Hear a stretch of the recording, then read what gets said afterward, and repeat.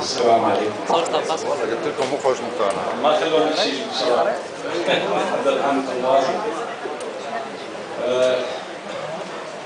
الحقيقة بلا شك الإنسان أي إنسان يحترم نفسه طبعا. والحمد لله أنا من الناس أحترم نفسي أيضا. الأسبوع الماضي احترمت نفسي أكثر كوني فنان بوجود الكبير الدكتور سامي عبد الحميد، وأيضا كانت حاضرة السيدة ناهدة الرماح وكثر من الإعلاميين والفنانين والأدباء. واليوم احترمت نفسي أكثر كوني مغني، لأنه بحضوركم بوجودكم والحفاوة الكبيرة التي استقبلتم بها الفنان الكبير إلياس خضر فعلا خلتني أشعر بالسهول. أبو مازن تحدث عن الكثير، ومهما قلت لا أستطيع أن أوفي حقه في وصفه. جبل، صوت الأرض، النهر الثالث، مهما قيل قد يكون قليل بحق أبو مازن، لكن أنا لا أزال مع هذا الحب العميق الكبير اللي أكن لأبو مازن ولعائلة أبو مازن.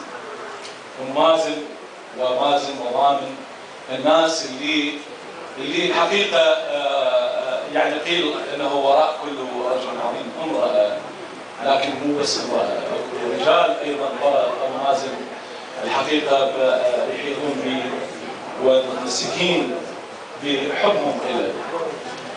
لكن حادثة بسيطة، أطلب أبو مازن برا وما وفاني.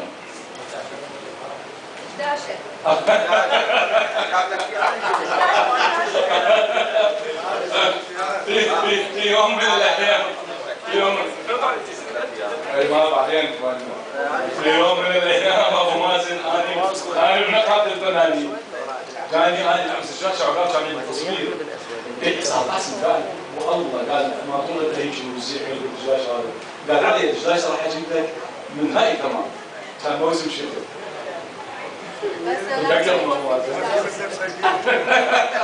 أول الشتاء طبعا أول الشتاء وأبو مازن موعدنا بالدجاج الحمد لله. بعدين من اللي وفى؟ اللي وفى أبو مازن، يعني هو بناء على طبعا على رأيه أكيد بالتأكيد، لكن أبو مازن هذا مطلوب خيار يسمع خيار. شكرا جزيلا لاهتمامكم بالحضور لهذه الأمسية، فقط لرؤية ياسر. الترحيب أكيد اللي استقبلت به أبو مازن يستحق ويستحق أكثر، وأني أشكركم جزيل الشكر لحسن إصغائكم، وشكرا للدكتور اللي خلانا نستمتع كل أسبوع بعلاق من الفنانين. شكرا جزيلا.